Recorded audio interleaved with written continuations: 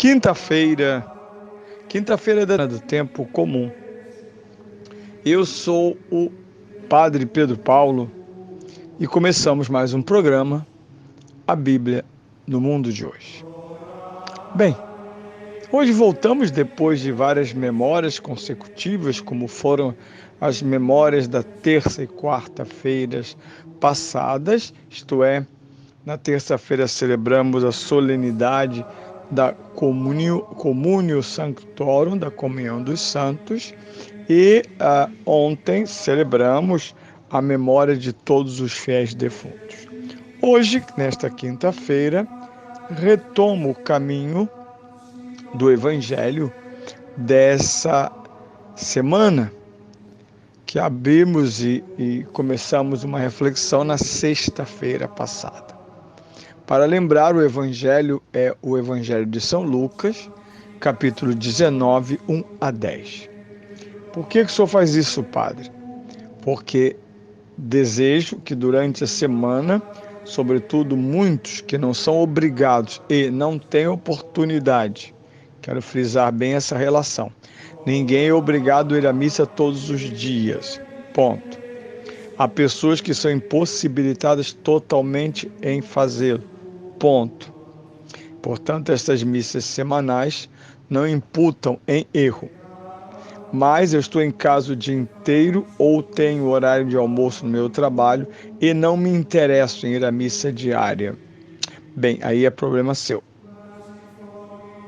Porque ter à disposição o pão eucarístico, a graça absoluta do sacramento da Eucaristia, além da escuta da palavra de Deus diariamente, e não querê-la, é um sintoma de que algo na sua vida espiritual ainda não está bem ou devidamente amadurecido.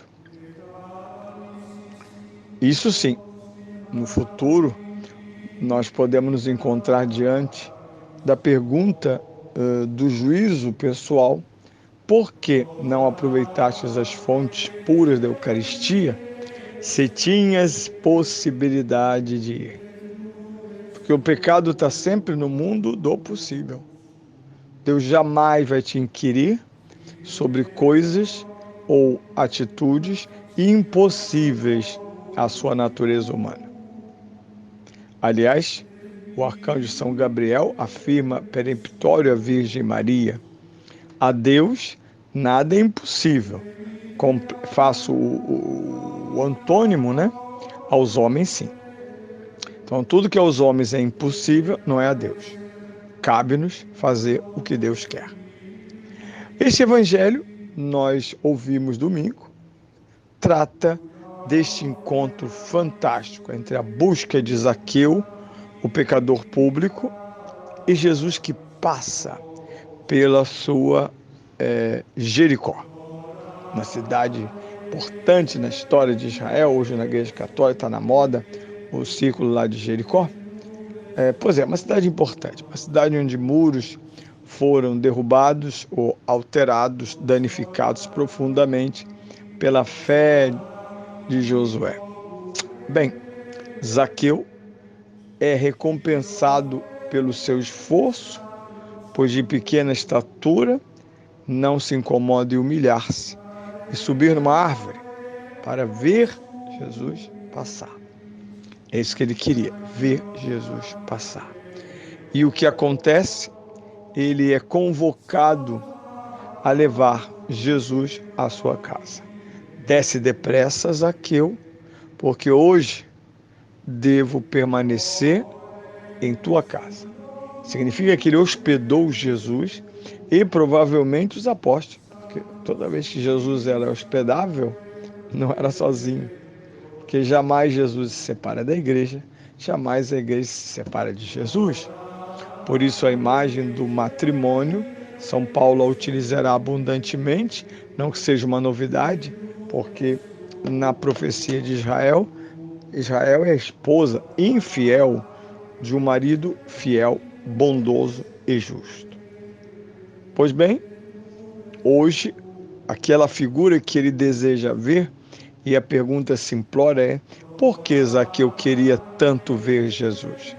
Seguramente trata-se de um desejo de redenção baseado na fé.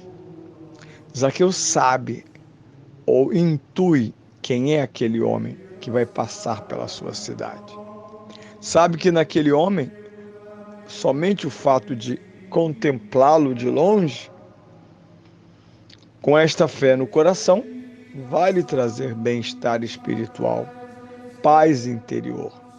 Porque, não duvidem, os pecadores zombam de nós, mas não têm paz. Mesmo a figurinha mais doutrinada deste mundo, como são os jovens hoje, graças ao sistema educacional cooptado e controlado pelos partidos de esquerda, mesmo estes, que ainda com o miolo mole, lhes foi incutido tanto de erro e de,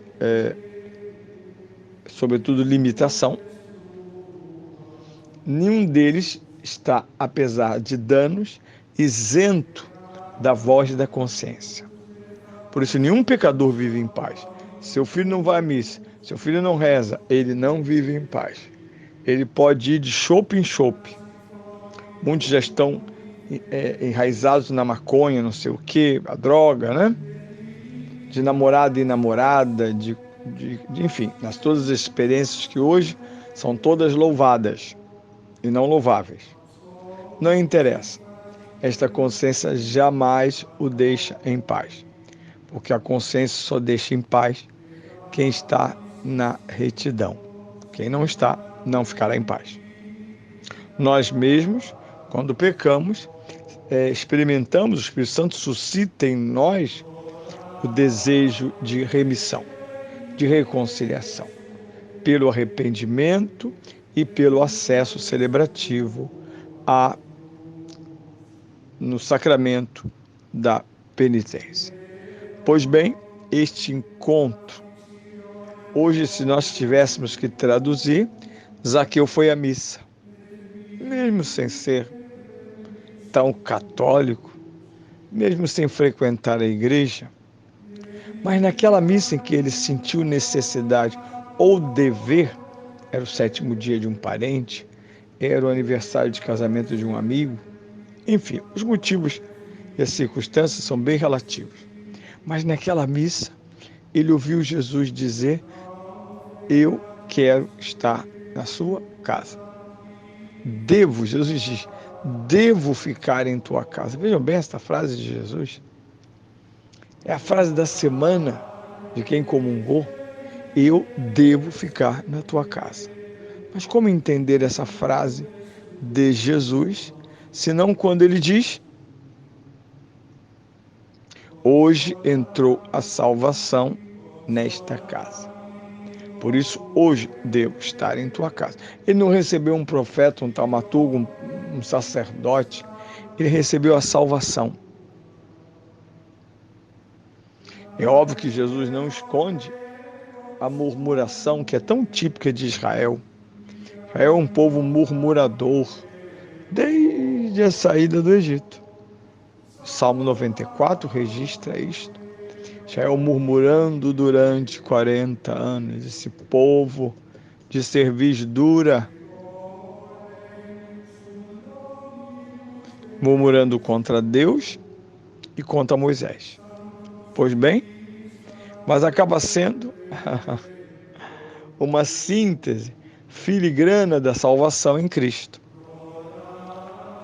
O murmúrio é este: foi hospedar-se em casa de um pecador.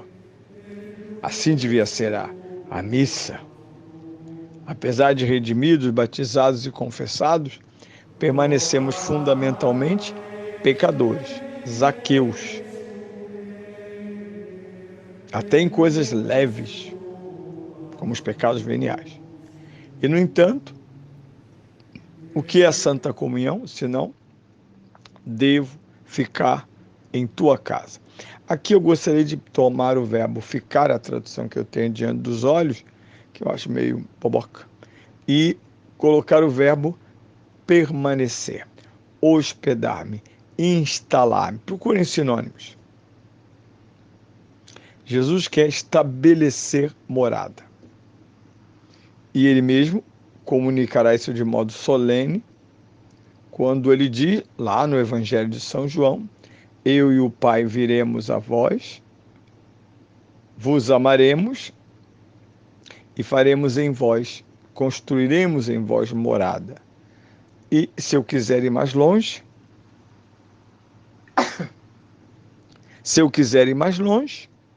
basta imaginar e ouvir o Evangelho de São João, no prólogo, capítulo 1, 4, capítulo 1, 14.